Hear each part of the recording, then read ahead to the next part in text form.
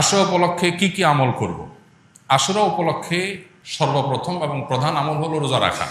মুহররমের 10 তারিখ এবং তার সাথে 9 তারিখ, এই দুইটা রাখা উত্তম। কারণ নবী সাল্লাল্লাহু আলাইহি সাল্লাম বলেছেন, যদি আমি আগামী বছর বেঁচে থাকি তাহলে আমি 9-10 রোজা রাখবো। এই জন্য 9-10 রাখাটা উত্তম। এটা নবীজির স্বপ্ন ছিল, আকাঙ্ক্ষা ছিল। আর না হলে 10-11 রোজা রাখা, এটা হলো আশুরার প্রধান আমল। দ্বিতীয়ত, আশুরার এই দিবসের শিক্ষাটা গ্রহণ করা। এটা নিয়ে খুব বেশি আলোচনা হয় না। আলোচনা হয় শুধু আশুরার রোজা নিয়ে, ইতিহাসও আলোচনা হয়, কিন্তু আশুরার চেতনা কি, আশুরার শিক্ষা কি, আশুরা আমাদেরকে কি বার্তা দেয়, সেটা নিয়ে আলোচনা হয় না। অতএব আশুরা উপলক্ষে প্রতি বছরই আমাদের এই শিক্ষাটা ধারণ করা দরকার যে সত্যের বিজয় হবেই হবে, দুদিন আগে আর দুদিন পরে। আর অসত্য এবং বাতিল লাঞ্ছিত, অপমানিত, পরাজিত, নিমজ্জিত হবেই হবে, সেটাও 2 দিন আগে বা পরে। ফেরাউন শক্তিশালী ছিল, ফেরাউন ক্ষমতাবান ছিল, জালিম ছিল, তাই বলে তার পক্ষাবলম্বন সত্যের অনুসন্ধানে মানুষরা করে নেই। মুসা আলাইহিস সালাম দুর্বল ছিলেন, তার অনুসারী বনী ইসরাঈলও দুর্বল ছিলেন, তারা শোষিত ছিলেন। আর ফেরাউন শোষণকারী ছিল। এই দুইয়ের মধ্যে আল্লাহ তাআলা চূড়ান্ত হাসি, শেষ হাসি, চূড়ান্ত বিজয় এটা দান করেছেন কাকে? মুসা আলাইহিস সালামকে। অতএব সত্যের বিজয় হয় 2 দিন আগে আর পরে। এই চেতনা, এই শিক্ষা মাথায় রেখে যদি আমরা চলি, আমরা সত্যের সাথে থাকবো, সেটা দুর্বল হলেও সত্যের সাথে থাকবো, সংখ্যায় কম হলেও। আমি শুধুমাত্র শক্তি, সামর্থ্য, দল, গ্রুপ, মতাদর্শ এগুলো দেখে, জোয়ার দেখে আমি চলবো না, আমি আদর্শের ভিত্তিতে চলবো। এই শিক্ষাটা আমাদেরকে আসলে দিয়ে থাকে। অতএব সেই শিক্ষাটা আমরা ধারণ করার চেষ্টা করব ইনশাআল্লাহ।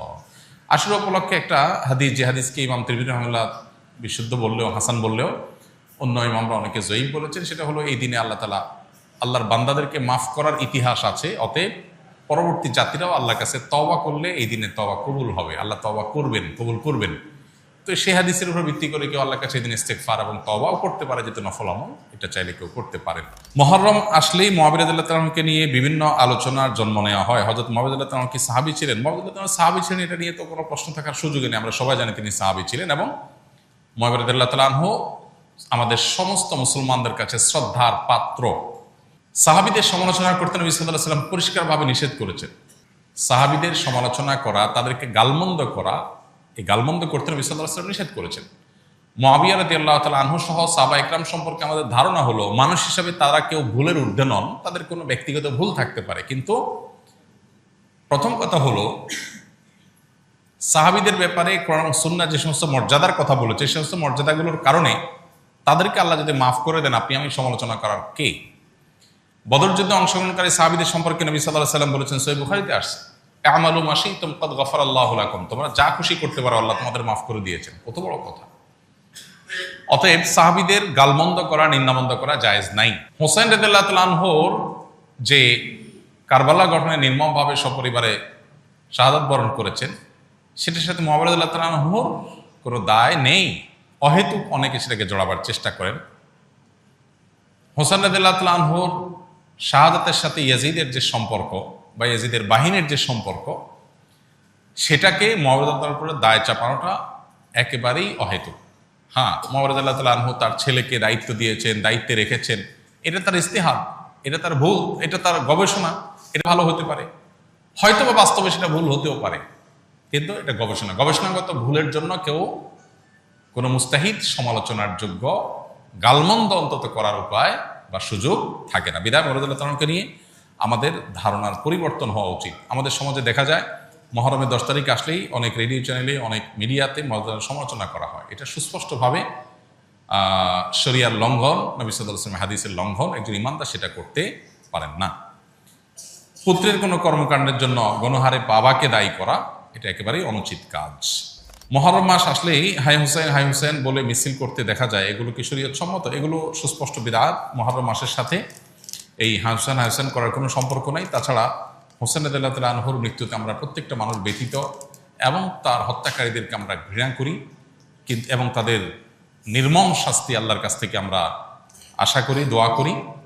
কিন্তু সেই সাথে তাকে ঘিরে সারা বছর জুড়ে বা যুগ যুগ ধরে এই শোক পালন করা, শতাব্দীকে শতাব্দী পর শোক পালন করা, এটা শরিয়ার কোনো বিধান নয়। শরীয়তের বিধান হলো লা ইহদাদা ফাওকা সালাসাতি আইয়াম, 3 দিনে বেশি কোনো শোক পালন করা চলবে না।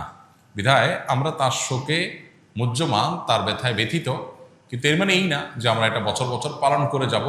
ইহুদি খ্রিস্টানদের অনুকরণ, তারা যেরকম প্রত্যেক বছর বছর দিবস পালন করার অংশ হিসেবে এগুলো করে থাকে। এটা ইসলামের কালচার না, মুসলমানদের কর্মকাণ্ড নয়। নবী সাল্লাল্লাহু আলাইহি ওয়াসাল্লাম ওফাতের পর এরকম বছর বছর কোনো শোক পালন সাহাবীরা কেউ করেননি। আমার এক বন্ধু দোকানে আড্ডায় লিপ্ত, তখন মাগরিবের ওয়াক্ত প্রায় শেষ, তাই আমি তাকে নামাজ পড়ার কথা বললে সে বলে, যারা নিয়মিত নামাজ পড়ে তাদেরকে নামাজের কথা আর বলা লাগে না, যারা নামাজ পড়ে না তাদেরকে গিয়ে বলো। তাবলিগের মতো দোকানে দোকানে গিয়ে মানুষকে নামাজের কথা বলা লাগবে না, এতে মানুষ বিব্রত হয়। ব্যস্ততার মাঝে নামাজের কথা স্মরণে নাও থাকতে পারে, এই চিন্তা থেকে আমি বন্ধুকে নামাজের কথা বলেছিলাম, অন্যের সামনে তাকে ছোট করতে নয়। প্রশ্ন হলো, আমার বন্ধুর এমন ধারণা রাখা কি সঠিক? এ সম্পর্কে ইসলাম কি বলে? খুবই গুরুত্বপূর্ণ প্রশ্ন। একজন নামাজি মানুষকেও নামাজের কথা স্মরণ করানো যেতে পারে, বিশেষ করে যখন মনে হয় যে তিনি ভুলে যাচ্ছেন, দেরি হয়ে যাচ্ছে, এরকম মনে হলে তখন তাকে স্মরণ করাতে দোষ নেই, স্মরণ করানো ভালো। আল্লাহ তাআলা কোরআনে কারীমে বলেছেন, ওয়াযাক্কির ফাইন্না যিকরা তানফাউল মুমিনিন, মানুষকে স্মরণ করিয়ে দাও, উপদেশ দাও, এটা ঈমানদারের কাজে আসে। অতএব নামাজি ব্যক্তি হলে আর তাকে নামাজের কথা বলা লাগবে না, এটা ভুল ধারণা। আমাদের সমাজে অনেকে মনে করেন যে মুসলমানদেরকে আবার কিসের দাওয়াত দিবে তো অমুসলমানদেরকে, এটাও ভুল ধারণা। মুসলমানকেও দাওয়াত দেওয়া যাবে, অমুসলমানকেও দাওয়াত দিতে হবে, এবং যিনি নামাজি মানুষ তাকেও স্মরণ করানোটা দোষের কিছু না, বরং ভালো।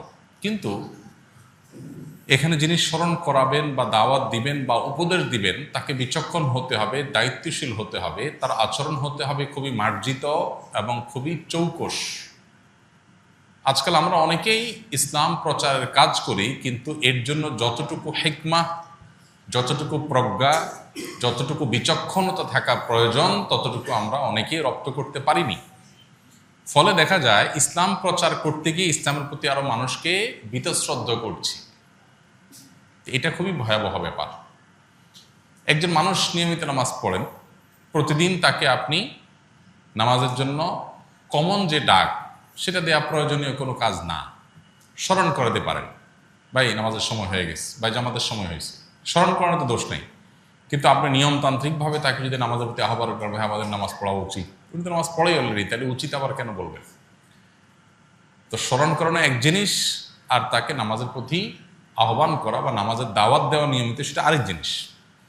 দাওয়াত যেন বিরক্তির কারণ না হয়। কেউ খুব ব্যস্ত আছে, খুব ঝামেলায় আছে, এই দিকটা মাথায় রেখে এই মুহূর্তে তাকে কিভাবে দাওয়াত দিতে হবে, কিভাবে দাওয়াত দিলে তিনি বিরক্ত হবেন না, সেই জিনিসটা মাথায় রাখতে হবে। আবার দেখা যায় যে এমনভাবে দাওয়াত দেওয়া হয় অন্যদের সামনে তিনি খাটো হয়ে যান, সেই জিনিসগুলো মাথায় রাখতে হবে। মূল কথা হলো, নামাজি ব্যক্তিকে আবার নামাজের কথা বলতে দোষের কিছু নাই, কিন্তু বলতে হবে এমনভাবে যাতে তিনি বিব্রত না হন, অস্বস্তিতে না পড়েন, বিরক্ত না হন। ঠিক একইভাবে নামাজি ব্যক্তিরও উচিত দাওয়াতকে পজিটিভলি নেওয়া, যে আমাকে স্মরণ করিয়ে দিয়েছে, আমার উপকার করেছে। আমরা অনেকে আছি যে কেউ কোনো নসিহত করলে, উপদেশ দিলে আমাদের গায়ে লাগে, আমাকে জ্ঞান দিতে আইসো না, এই টাইপের কথাবার্তা আমরা বলি। এটা মূর্খতা সুলভ আচরণ বেশিরভাগ ক্ষেত্রেই। কারণ জ্ঞান দিতে আসলে নিজের খেয়ে নিজের দেয়, কেউ আমাকে যদি কিছু ভালো বলতে আসে, তো সে আমার উপকার করলো, ক্ষতির কিছু করে নেই। এটা বেশিরভাগ ক্ষেত্রেই অহমিকা থেকে, অহংকার থেকে হয়ে থাকে। এই জন্য এটারও ট্রিটমেন্ট হওয়া দরকার। আস-সুন্নাহ ফাউন্ডেশন, উম্মার স্বার্থে সুন্নাহর সাথে।